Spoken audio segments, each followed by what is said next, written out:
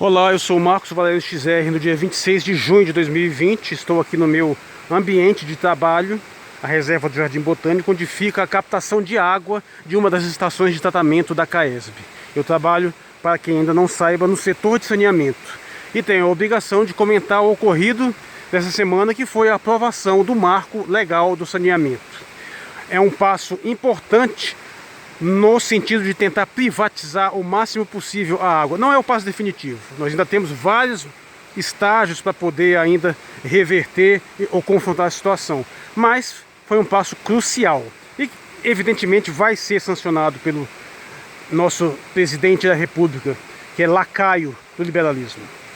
Pois bem, é importante frisar que essa questão ela é diferenciada mesmo dentro do tema da privatização, porque existem alguns segmentos da privatização em si onde os problemas não são tão evidentes, como por exemplo na questão dos aeroportos, na questão das empresas aéreas, mas existem alguns em que são claríssimos, como por exemplo no setor elétrico, no setor penitenciário e no setor da água. Mas o mais claro deles, um dos mais claros, é a questão da água.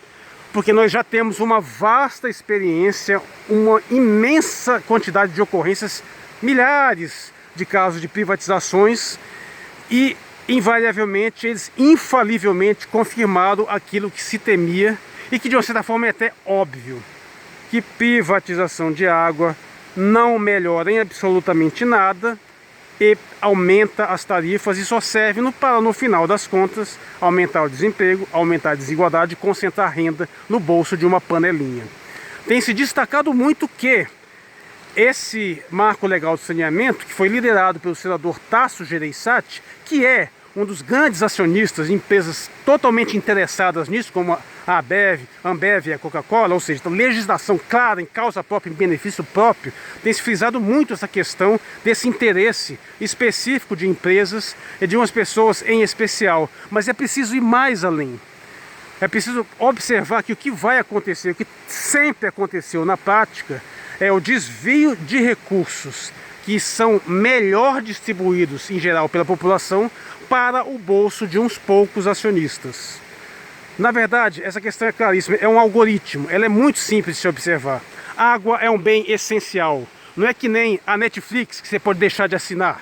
Você tem que consumir, você não tem opção de não consumir água. Lembrando que a privatização envolve também a questão do esgoto. Mas aqui o esgoto em si não dá lucro, não tem nenhuma possibilidade de dar lucro.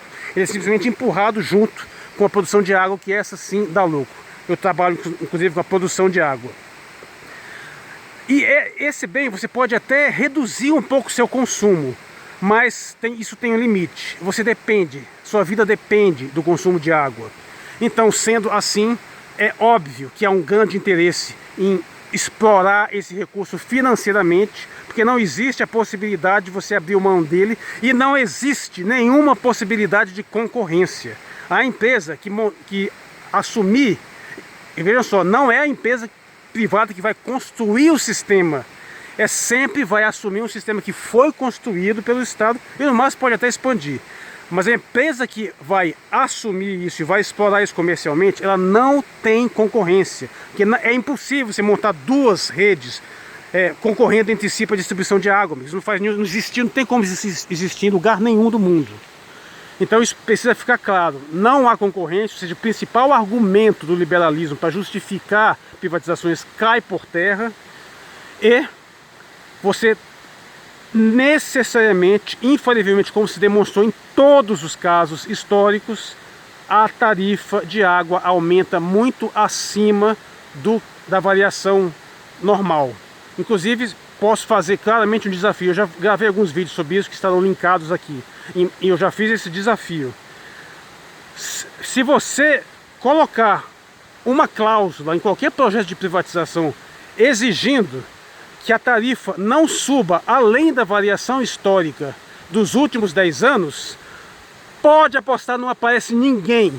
Ninguém aparece. Eu não estou nem pedindo para diminuir, não. Não estou nem pedindo para manter o preço, não. Eu desafio a uma empresa privada qualquer que assuma um serviço de saneamento de produção de água, se comprometa a manter a variação de tarifas dentro da variação que ocorreu nos últimos 10 anos. Não aparece. Ninguém tem coragem de aparecer.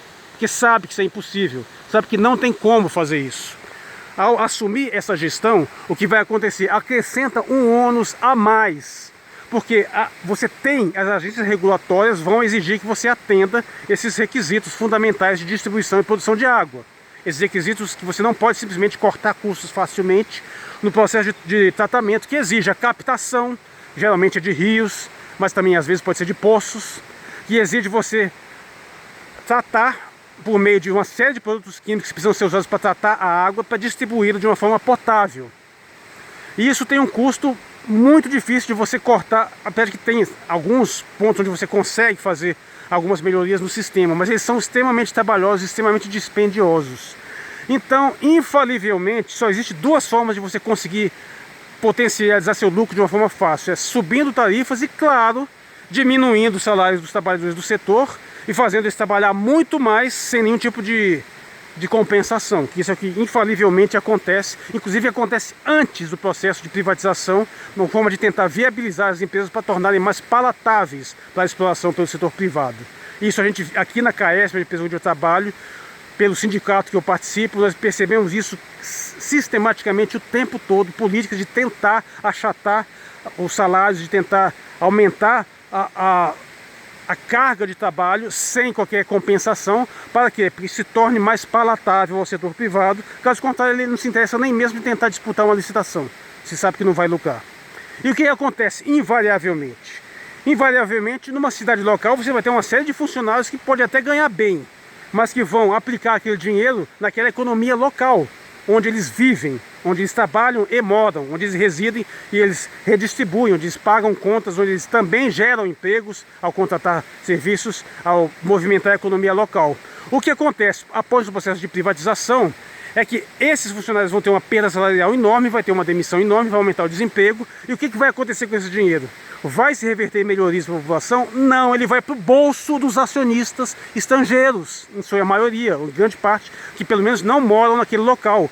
Ou seja, você está tirando dinheiro de pessoas que vivem naquela comunidade, naquela cidade, para distribuir para especuladores financeiros de tudo quanto é parte do mundo. Muitos deles nunca nem vão vir na cidade, nem vão ver. Então, se um dia houver uma tragédia, ele não está nem aí, ele pega os capitais dele e investe em outra coisa. Aliás, isso é um ponto crucial que tem que ser denunciado: é a financiarização cada vez maior da economia. É você sempre colocar todo o resultado do trabalho humano, o resultado de toda a economia, de todo o esforço, toda a necessidade de sobrevivência humana, a serviço do capital financeiro, para o benefício de gente que já tem muito dinheiro, que é tudo milionário, que precisa ganhar muito mais especulando no mercado financeiro. Isso é a privatização da água.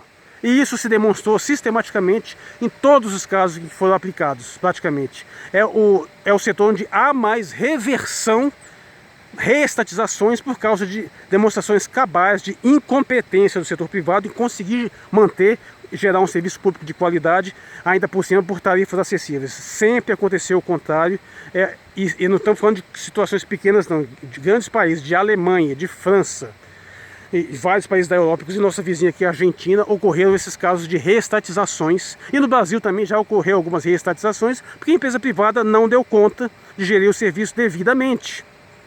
Então, está mais totalmente demonstrado que a privatização do saneamento não é viável. Mas você acha que Paulo Guedes e a sua quadrilha estão preocupados com isso? O objetivo deles é encher o bolso das quadrilhas de colarinho branco, da qual ele trabalha. E aí, infelizmente, nós temos que lidar não é só com essa quadrilha, mas com esse bando de desinformados, para ser muito generoso, que continua repetindo o dogma de privatiza que melhora, mesmo que esse dogma seja sistematicamente falseado, demonstrado como falso pela realidade. Por que eles continuam defendendo? Porque eles foram condicionados a odiar o setor público e não ser capazes de diferenciar sequer o funcionalismo público do empregado público de uma empresa lucrativa, que não recebe dinheiro da União e que, portanto, o seu gasto e o salário de seus funcionários não sai do bolso do contribuinte. Mas nem isso eles conseguem diferenciar. Eles fazem esse papel a serviço dos interesses de outros que lhes desprezam. E isso é a privatização da água. Eu sou Marcos Valério XR, no dia 26 de junho de 2020. Obrigado por sua atenção.